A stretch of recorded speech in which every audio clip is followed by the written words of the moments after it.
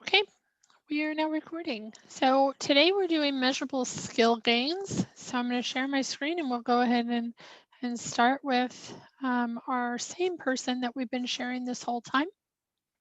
So you guys should be pretty used to the training site and pretty used to this front screen. Like I said, you probably don't have the widgets on yours yet, and that's fine. That training is coming up at the end of November. November 30th is when we talk about how to get these widgets on here, how to kind of expand upon what you're doing. Donna, you have the controls if you want to admit people and watch the chat for me. So you guys, if you want to join us on the 30th, and we'll kind of talk about getting the widgets on here, getting your front page set up, and how to go about this part. So we're going to go to Carol Danvers, and we're going to keep going with her since she's the one we've really focused on this entire time. And we'll go into her measurable skill gains.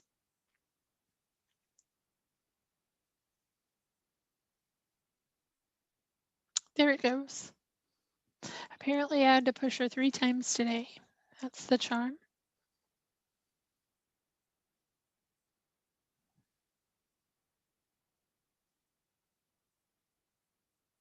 So everything that we do, remember, is in the Programs tab. If you get over here and you don't remember how to get here, it's the third one. It's under the Staff Profiles. Click the plus. There'll usually be 3. We're in the middle ones, and then we're under Programs, and that's how we start going into our Program tab. Remember, that's where all of our individual services live. It lives in that Program tab. So if we go down, we've already talked about how to input an individual into the application, and that's how we get this completed application. If we click on this negative sign here, or this positive, and make it a negative, we've already done the participation. We've done the activities. We've enrolled them in classes. We haven't talked about partner programs yet. We've got some attendance hours already on the books, 12 hours there. We've done assessments. Last week we talked about high school equivalency and practice test. We've talked about that in credentials, and today we're going to talk about measurable skill gains. So that's where we're going to go, and we're going to open that one up, and we're going to create a measurable skill gain for this individual.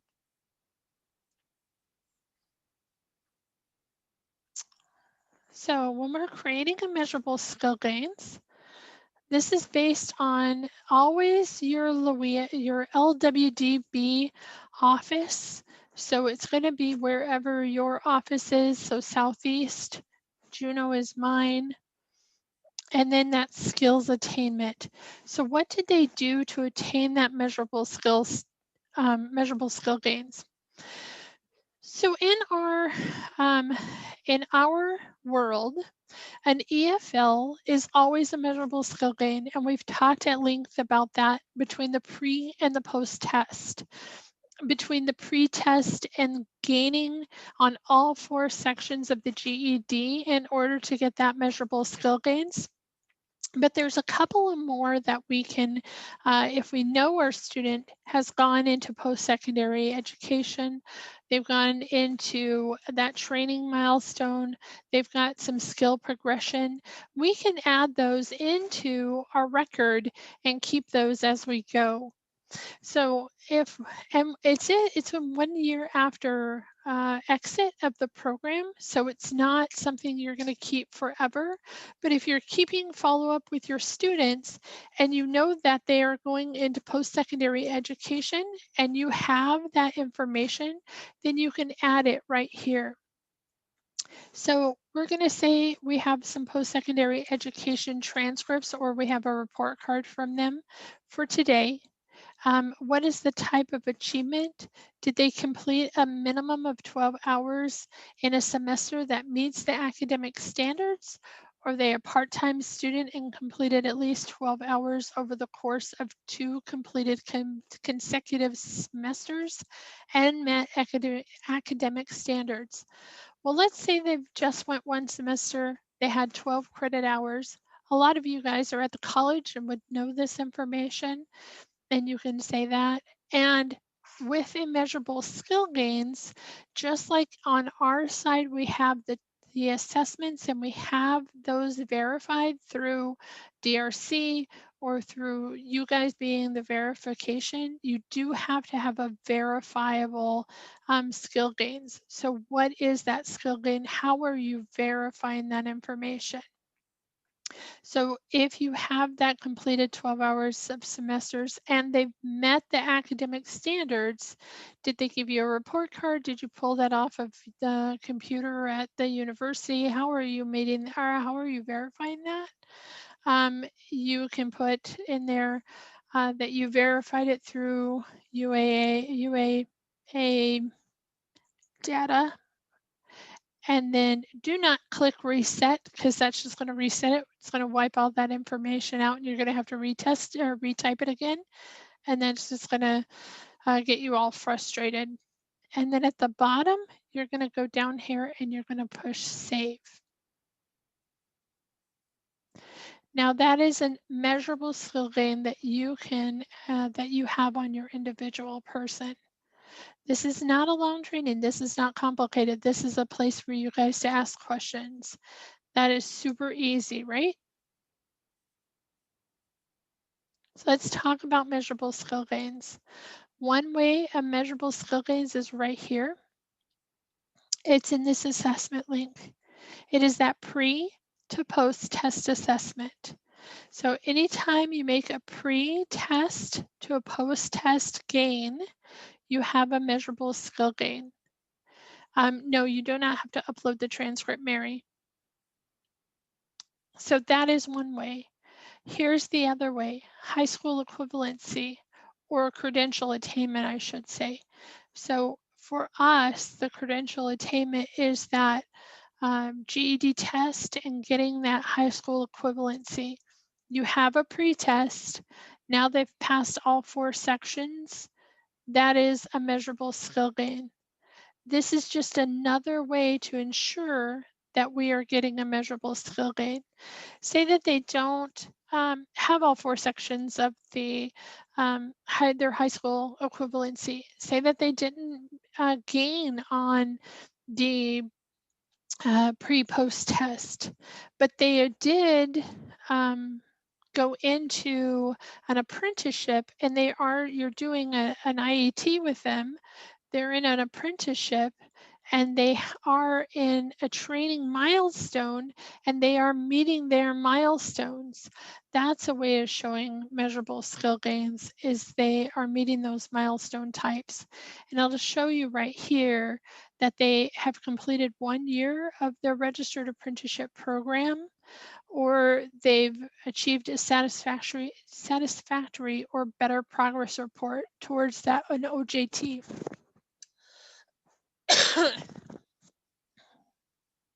So you can also have it that way. So say today, again, let's use today's date. They've completed a registered apprenticeship program and achieved satisfactory. At least they completed 1 year. Maybe it's a 4-year program, but today is their anniversary date and they've completed 1 year. You have to verify it. What is the verification? You don't have to upload anything, but what is that verification?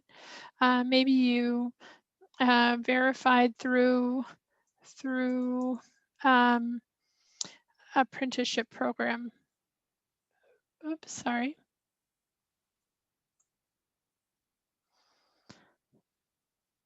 My antivirus told me that it's all good.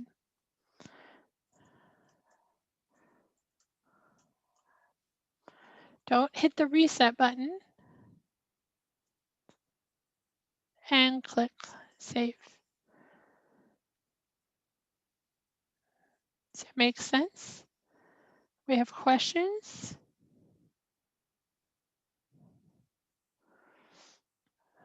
I saw some questions come through in the chat.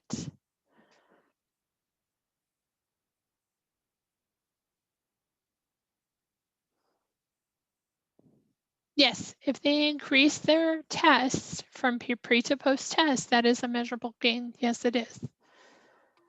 Now that measurable gain will automatically be entered just by the system looking at the pre-post tests. Is that correct? Yes, it is. So we don't have to enter it as in the MSG section? No, you do not have to enter a pre-post test here. In the back end for adult education, now other systems, other WIOA have to keep track of this MSG, and they have to keep that. This is their way of keeping measurable skill gains. If you guys do not fill this out at all, and you only have a pre-post test, and they've gained from pre to post, that's a measurable skill gain, and you guys will get a pre-post test. But this is just another way of achieving a measurable skill gains. And so you guys need to be aware that it's here. You guys need to be aware that you have it and know how to use it. So I have a couple of people last year that entered some program within our college. They continued on, but I don't have access. I mean, I probably do have access, but I only see them once in a while, the students. So Okay. I'd have to, they're asking for proof here to show that that they are enrolled or something like that. That you verified it in some way. You have to verify it in some way. You can't just say, George told me. You have to either see that they've had satisfactory gains, you've had to have gotten that information from their teachers, from the university, some way of verifying that information. Yeah, because federally you're reporting that they have a gain. Now on the TABE, federally we're reporting that, but if we ever did an audit and we went back in and we said, what are your TABE scores? We could audit your TABE scores, right? This is just another way of verifying, how did you get that information? Where can we go to audit that information if we need to? Is it somehow recorded otherwise if they are in a post-secondary program? Is there some other way that that information is being carried through? So we're trying very hard to get that information right now. We're having a hard time getting we are getting it from the clearinghouse, but that's the only place we're getting it right now for post-secondary ed. Yep. Mary, it is, you have a skill gain from the 11 to the 12 or the 12 to the 11, whichever one they take first, as long as there's a gain, and the high school equivalency, as long as they've tested and passed in all 4 sections. The pretest for GED is not a gain. The pretest for GED is simply a pretest to see if they're going to pass the test. The GED Ready is used as a tool. It is not used as a measurable skill gain in any way, shape, or form. That is not approved by Octave, so we can't use that as a pretest or a post-test to show gains. I have a question. Yeah, hi Heidi. Hello. In the add a measurable skill gains section, there's skill type with the drop-down menu. Yes, there is. Can you explain, or perhaps I should already know this somewhere, but training milestone and skills progression, what fits within those categories? So skills type, is that where you're at? Yeah, skill type. Okay. So post-secondary is, skills progression. Okay. So skills progression is a tough one.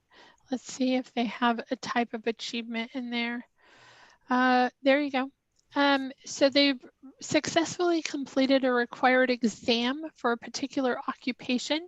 So for instance, like an RN or a CNA, and they've completed the CNA exam. Satisfactory progression in attaining a technical or occupational skills as evidenced by trade-related benchmarks. such as knowledge-based exams. So it has to be that knowledge-based exam. So who has a program that's doing technical, occupational skills, knowledge-based exams? I'm trying to think of one off the top of my head.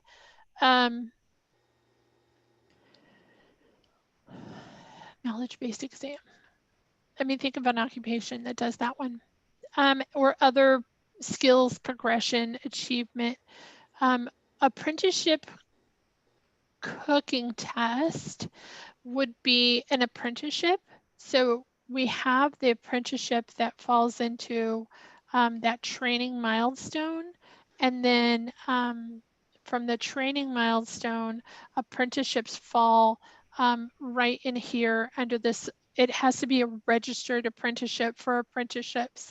If it's not a registered apprenticeship, we can't count it. So it has to be registered. So there's a difference between like a pre-apprenticeship that they go and they try, or apprenticeships that we set up that are not registered.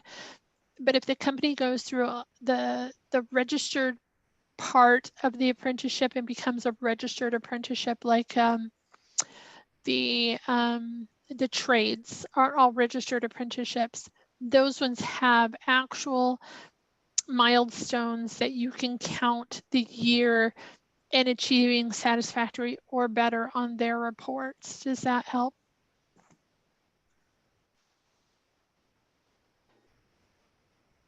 On that one?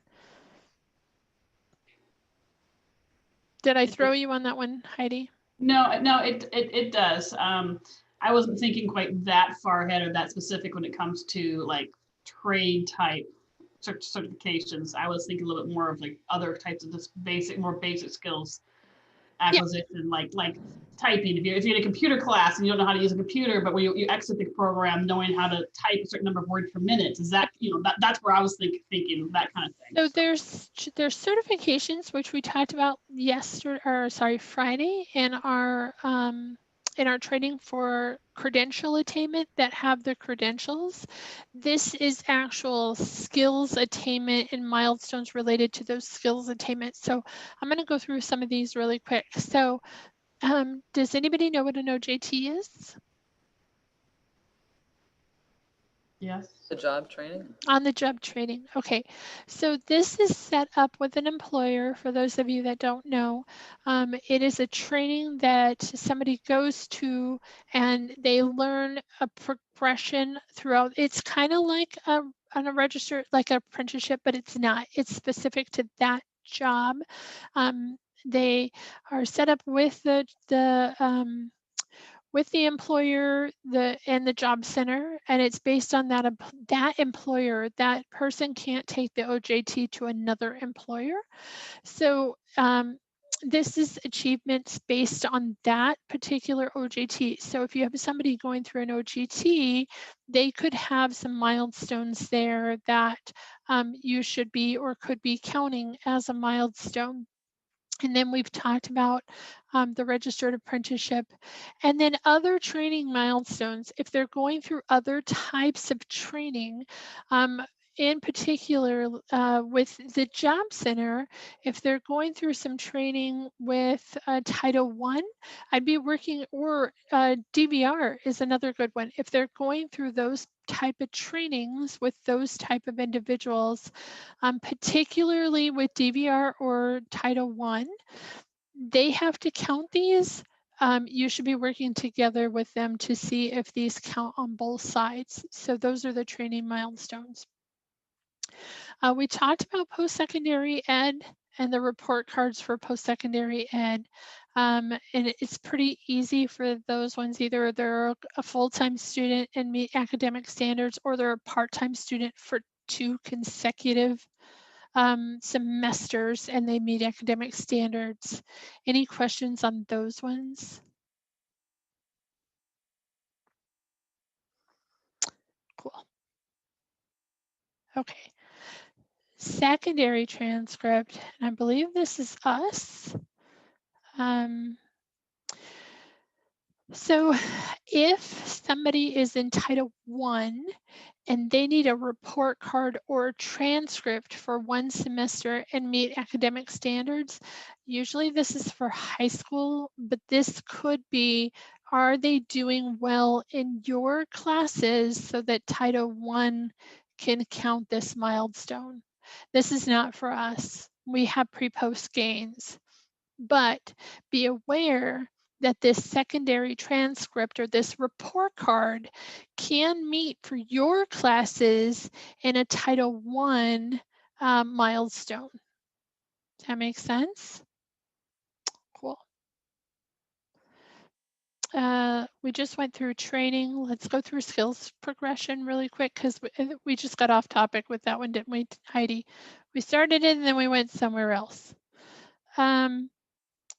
Skills progression. So the first one is successfully completing the required exam for a particular occupation, and then satisfactory progression in attaining a technical or occupational skills as evidenced by trade-related benchmarks, such as knowledge-based exam. So sometimes it takes me like I have to go off into something else to come back to something. That's how my brain works. So this is satisfactory progress. So if you're going to a technical college, such as AvTech, we should have Jamie on the line. That's a trade-based occupational skills related, and they have benchmarks, correct? Correct me if I'm wrong. Jamie, can you unmute yourself?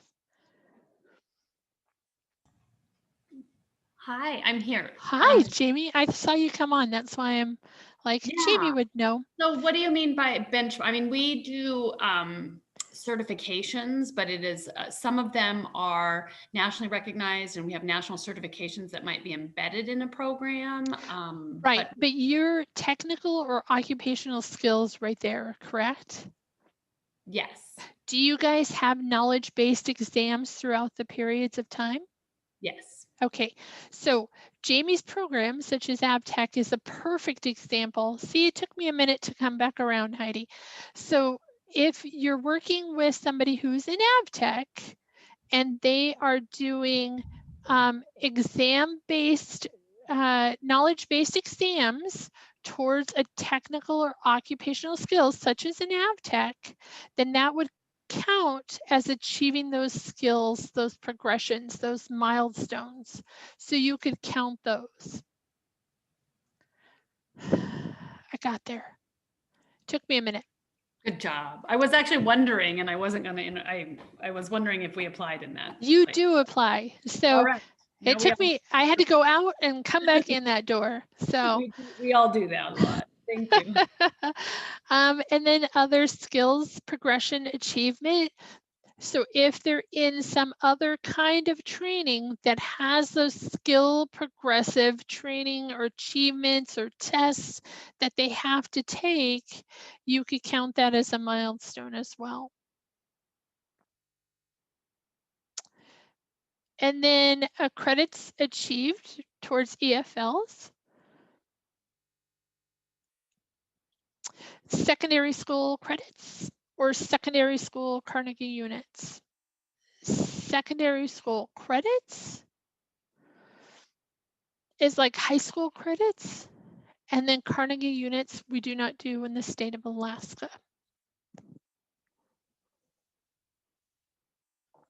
So we don't do this one, but if a youth is working with somebody, they could count a high school student who's getting their secondary school credits towards that, attaining their EFLs. But we have our own special EFLs in adult ed that others don't have. This is their EFLs. We have our EFLs that they can't count. So I hope that makes sense. So any questions on the ones that we went over? How do you get to them? How do you count them? All that good stuff.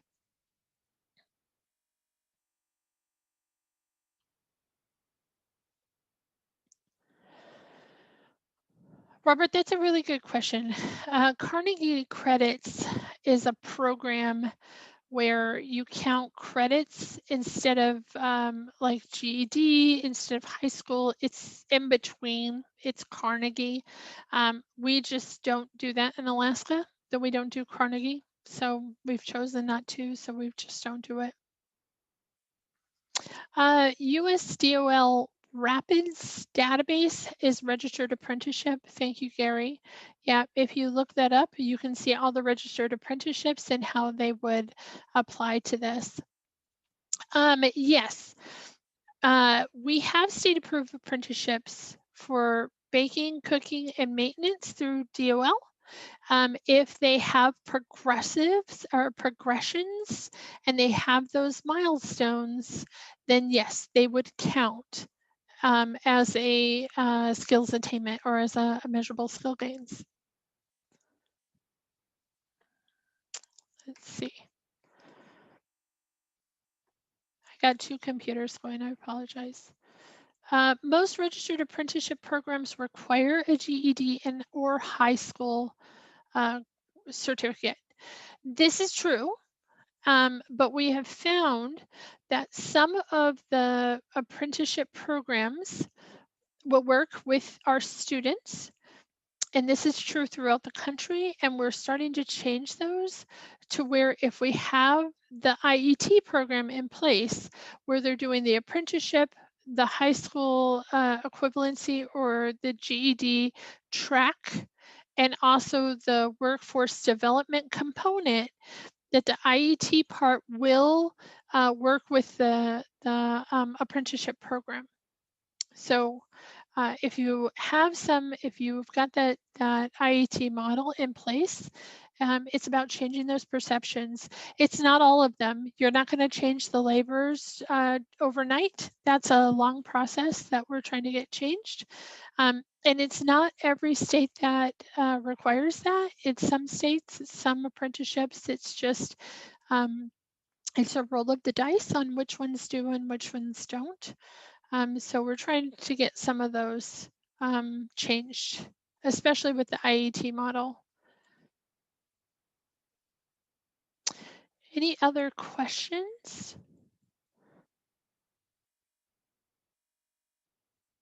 This one's fairly easy, especially since we've seen most of everything. This is just going through those discussion points and going through the differences of what they are. Any other questions before we go? And do you want to see anything else before we go? We have a little bit of time.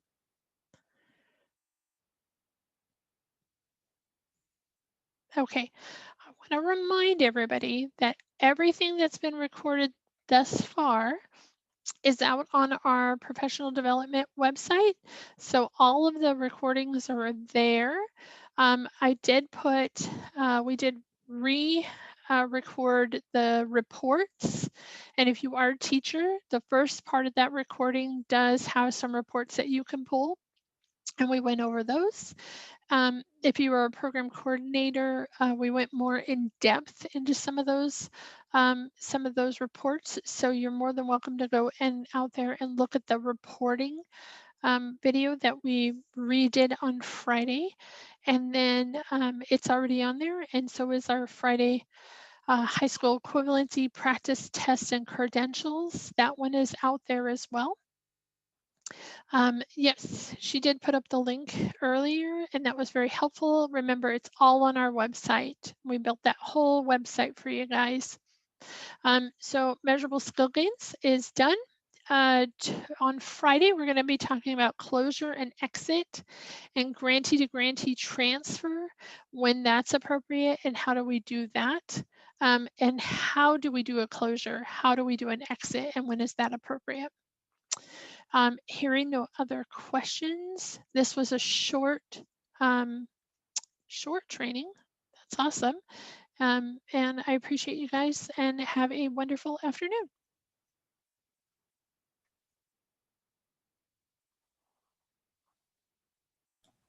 Thank you, Wendy. Thank you, Wendy.